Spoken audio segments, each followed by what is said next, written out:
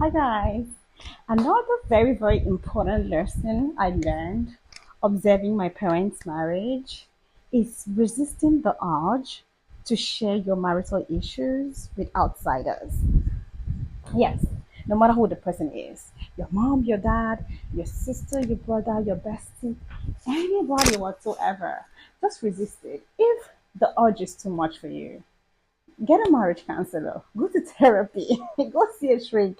In fact, I know in this side of the world we take these things for granted, but they're actually the things that save marriages, that save relationships. Now, what a lot of people do not understand until they get in there, I find out. I know sometimes there are things that the person that is meant to protect you, is meant to love you, is meant to shield you will do to you, and you will feel like going up Mount Everest and screaming it so that the whole world will hear. My darling, that is the time you need to resist that temptation. Yeah. You really need to resist it because here's the thing. You start telling people about this, what your spouse have done, oh, they did this to me, oh, they did that to me, oh, they did this to me.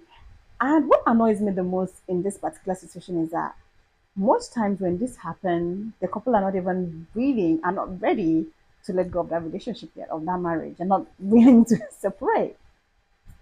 So why are you making a mockery or a caricature of your partner to people? Because the more you take the things that your partner does to you to people, people start losing respect for your partner.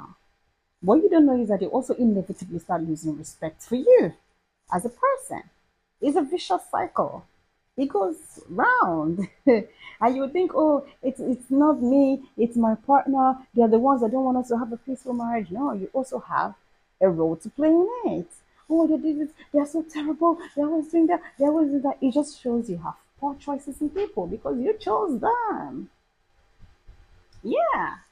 So the first thing is when you're always taking your matter or what happens between you and your spouse to people, they lose respect for your partner, they inevitably lose respect for you.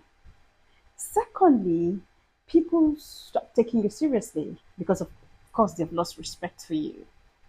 They feel like you can't handle your business, you're not able to, you know, keep what you have. You're not a good leader. How would they trust you with leadership position outside if you can't keep your house in check? Like I said, vicious circle. These are just the residues that come out of things. And some people feel like, well, if you have to let people see what you're going through and then they'll feel bad for you, it doesn't work like that. Like I said, see a shrink. Thirdly, people don't like genuine things. People do not like authentic things.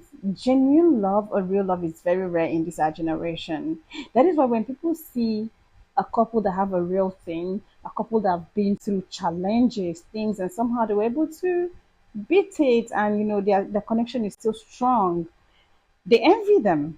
They start doing things unconsciously to sabotage that relationship. I've seen this thing. Oh, I told you guys, these are things I observed watching my parents' marriage. And like I said, my parents are 43 years in, so it's been quite a roller coaster of drama to drama to drama to drama. Maybe one day I'll begin to give you guys story times, but for now, let's just be going with the lessons. They will start to, a little thing will happen, and one person you are told maybe 50 years ago that your partner did something to you, the person will remind you of the 150 times you've told them that your partner did that thing to you. And guess what? You had even forgotten that your partner did so and so thing to you, but they still remember. And that brings me to number four. People never forget. Your family is not going to forget, your friends are not going to forget, but you are going to forgive your partner and forget. They are never going to, and it's going to spill into how they respond to them, into how they treat them, which takes us back to number one. They lose respect for your partner. Is that something you want? Is that something you like? When you know that you're not ready to let go of that relationship at all, you still want to be in there. Again, see a shrink instead. See a shrink instead. You see how this lesson translated to me is that there is nothing, absolutely nothing that I'll go through with my partner that I would have the need to want. Normally, I don't even talk to people. I'm usually the one people talk to. So I don't really see the need to talk to, but I don't know. And I have had this thing where I tend to make my partner my safe space. I talk to my partner. So if it goes to a point where I'm not able to talk to my partner, what am I doing? That means I have to see a shrink.